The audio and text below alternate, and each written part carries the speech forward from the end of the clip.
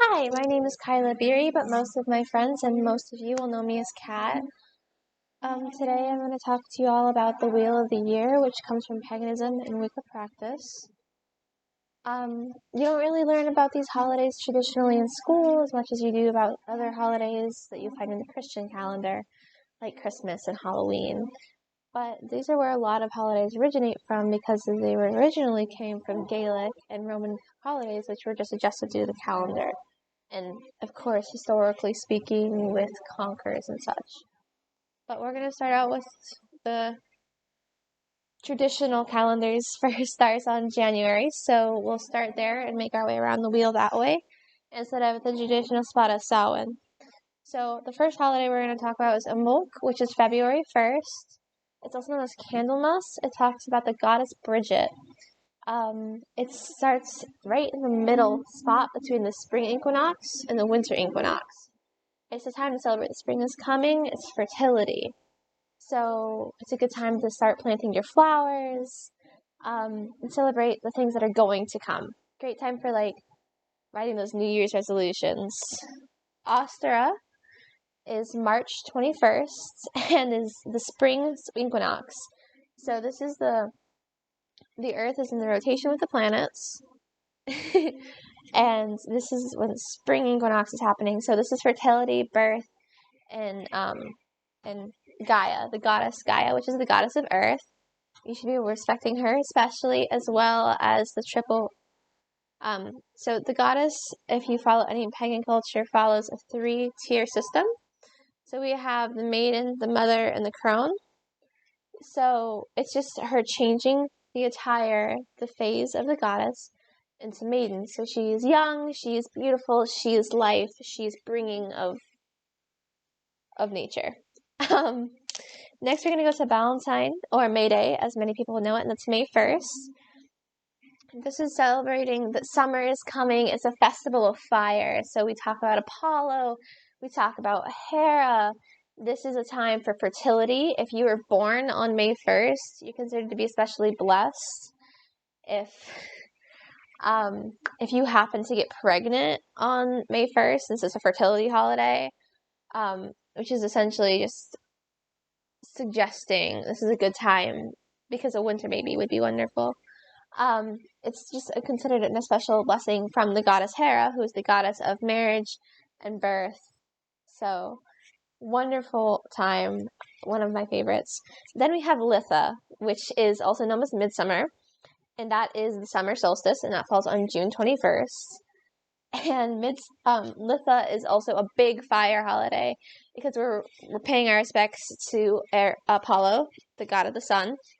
Now, Litha is super cool because this is the longest day of the year. No other day, no matter where you are, is going to be as long as Litha, which is so cool. Then we have Lamas, which is also known as Lagurum. I can never pronounce that word right. The two words are pretty much interchangeable. That falls on August 1st, and that is our first festival. So, obviously now you can go to the supermarket to get whatever you need when you're going shopping for your groceries, but Llamas was such a big deal because this was our first harvest for the winter. So back in previous time periods, you would have had all of this food waiting to be harvested, and this is the first day that you can really take that big harvest and have corn and pumpkins and wheat and things that you know you're going to need for winter, because once winter comes, you're not going to be able to just eat livestock anymore. So it's a celebration that you've made it to winter. We're almost there. Fall is almost here. It also marks a spot directly in between Litha and Mabon. So we'll lead into Mabon with that, which is September 21st, which is our fall equinox, which is parallel to Ostara, if you remember from earlier. So it's the opposite. So now we're talking about how winter is coming, fall is here, which means you're preparing for loss, which is, again, a little more historical than most things, but it's preparing for a great loss. Times are changing. Now that we are getting into the cold months, you're more likely to lose people. All the livestock is dying. All of your current plants are going to die. Your farms are going to wither. This is a very, I don't want to say morbid, but it's a chillier holiday.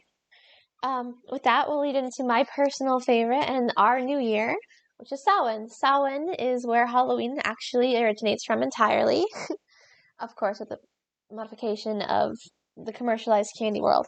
But Samhain is the new year, and this is the year, one night of the year, where the veil between the living and the dead is so thin that you can cross through it, which is why you'll have a lot of seances. We have lots of big circles. Blessing circles are great. This last Samhain was on a blood moon and a full moon, which is especially awesome. I don't have any pictures, but if you could see it, it was amazing. It's also where traditionally the costumes come from, because if you dress alike with the spirits that are crossing through that barrier, it's supposed to be a sense of protection. Now, obviously, that's an arguable stance and from a much older time, and most modern pagans and neo-paganism organizations and Wicca in general will tell you that's not really why we dress up anymore, but it's definitely something that was a part of our history and our culture. And then, of course, as we end our year, we have Yuletide, which is December 21st, and it just passed, actually, and that would be our winter equinox, and that is a time of traditionally loss and morbid. This is when you look at your dead and you respect the people who've passed this year, and not just the people, but like the ideas. This is a time of acknowledging who you were and where you're going, but also a really good time to take knowledge of, like, who you're grateful for. You've lost a lot, but you still have so many things. So what I do every Yuletide is I write my blessing letters to those who I feel like need them the most. Because winter is so hard for so many people already with all of everybody else's holidays. It's great to just add in your own. So I write my blessing letters. And a traditional pagan thing that you can do, which anybody can do, which is so much fun, is you buy pea plants, like the little seeds, and you take them and you start germinating them with water and a paper towel, and you make one for every person you're writing your blessings to, and then you make one extra just for the people that will come, and then you wait for the plants to grow, and by springtime, if they blossom, it's supposed to be a good omen from the gods. There's a lot of different types of paganism, and Wicca is just a subsection of what paganism technically is and follows along the witchcraft line, but they are not the same thing. There's a very big distinguishing there. Paganism is non-monotheistic religions, whereas Wicca is a practice and a craft, and Wicca is a religious aspect of it. They are not all the same, and some people can be a part of all three, or just one, or just the other. They can be more than one thing. I personally practice eclectic witchcraft, which means that I balance on all three lines. So I practice Wicca, witchcraft, and I consider myself a pagan. When it comes to a religion such as this, you can practice however you feel is best for you. I practice under the 8 Sabbaths of the year. I know plenty of people who practice under different. This is not to say that I don't use a Christian calendar. I absolutely do, because that is just simply what is used in my house. So, of course, while I pay a great deal of respect to some holidays, like we have commercialized Christmas here, so there are presents, and we have Easter, but not Christian Easter, just commercialized Easter. There's a really big difference. I feel as though we don't really talk about that. But I think it is so important to recognize that just because you haven't learned about these holidays and these cultures, a lot of where these holidays have stemmed from have been here so much longer than the things that you celebrate. And most of our holidays that you celebrate every year, and a majority of people do celebrate, you don't know where they come from. This is where they come from. So many holidays stem from my people and our people.